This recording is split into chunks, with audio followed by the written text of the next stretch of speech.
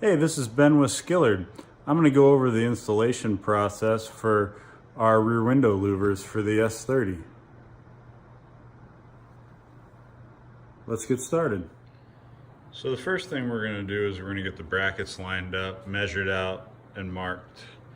You want to make sure you have them oriented correctly, right side or passenger side.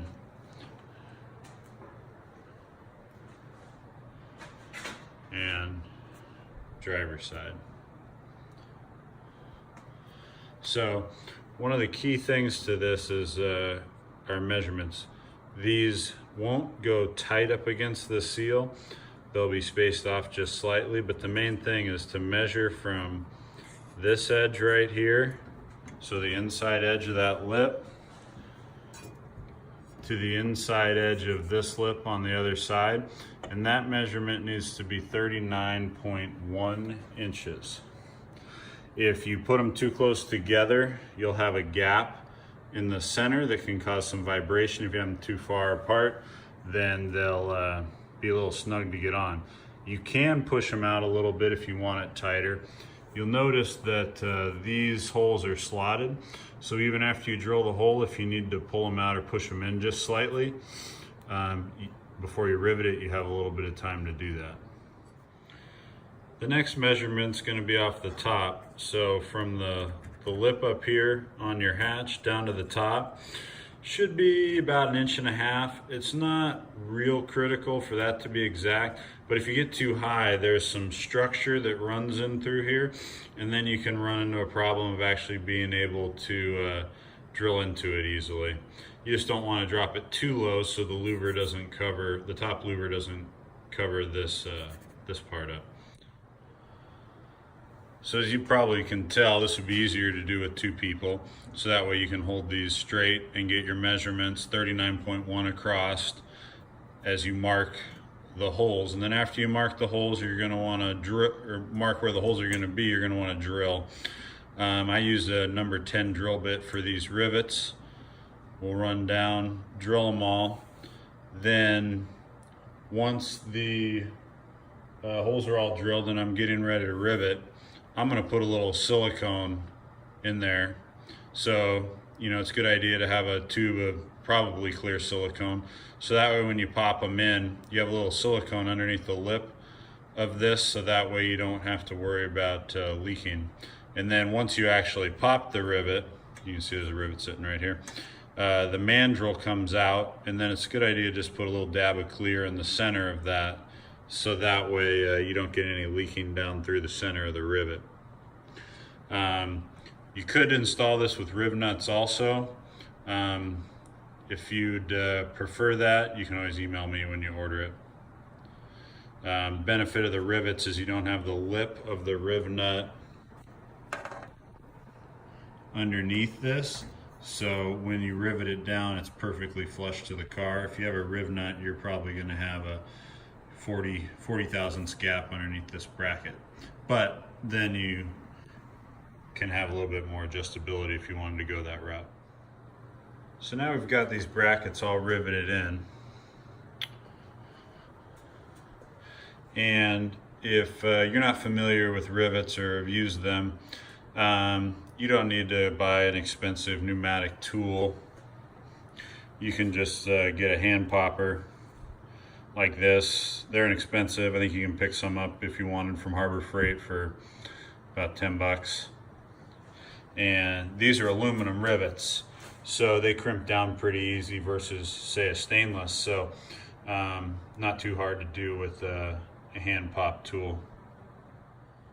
So just going to go over one more time where we're measuring that 39.1 inches, because I want to make sure that it's clear the line we're measuring from. So we're measuring from that inside lip, and that is going to go across to the other side, right there on the inside where we're at 39.1. And that's going to be the measurement you want to hold all the way up and down the brackets there. So the next step is actually putting the louver fins on the car. The one with the Skillard logo cut out in it is the one that goes on the top.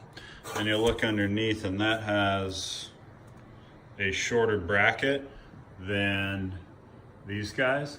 And so before you put them on, you're going to want to install the included bulb seal onto those. So you can see here's the bulb seal on that fin, because that's what's going to be pressed against the glass to help support the center of these. And we want to make sure that it's nice and quiet so we're not getting any vibration. So after you get the bulb seal on all these, we'll set them in place over the brackets, and then we'll start putting the screws in the side. So I've got the bulb seal on that center now, and I just set them into place on the car, just over the outsides of the brackets. There's no screws in any of these yet, but you're going to use the M5 by 16 stainless steel button head screws that are supplied. I'd recommend putting little never sees on there, some kind of dry lube, so that way you don't have any binding going into the rib nuts, because you want to make sure that you don't cross thread them. They go in and out pretty easy, but if you get one cross threaded, you don't want to try to force it. You want to make sure that you back that out and, you know, throw an M5 tap in there, smooth it out, so that way you don't cause any issues with the brackets.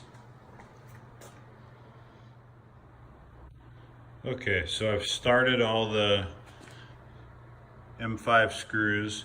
You're going to want to use an Allen wrench, 3mm. And so I like to get them all started without tightening them, because then you're not trying to force in and bind angles, because once you tighten this down, you will get a little bit pressure because it's going to pull down the center to hold it snug on the hatch. So it's a good idea to get all the screws started but not tight. And then after we get to this point, I'll just go through and tighten them all down. I've had some people ask about cleaning, and that was part of the reason for the screws rather than riveting the whole thing together as one piece. So if you need to get it off to clean the glass, you can pull the screws back out, clean the glass, put it back on. It's a little more time consuming than, say, if it was hinge, but I felt like adding more structure to it so it could be hinged, and adding the hinge would make it a little bit bulkier and take away some of the aesthetics that I was going for. My time myself took me a little over 4 minutes to take all the screws out and put them back in. If you're being careful, more careful putting them back in, you know, it might take 5 or 6 minutes to get this apart and then back together if you were to just be pulling the louvers to clean it. So I'm going to tighten them up right now, and then we'll see what it's like all done. Okay, so here we have it all installed, nice and tightened up.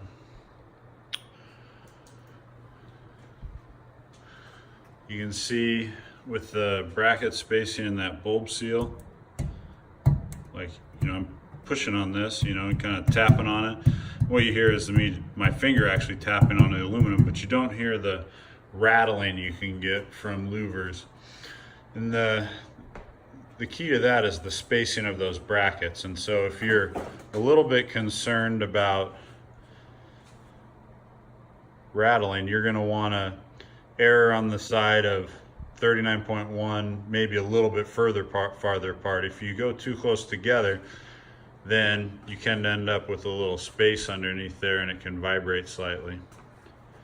But yeah, here's the install, available from Skillard.com.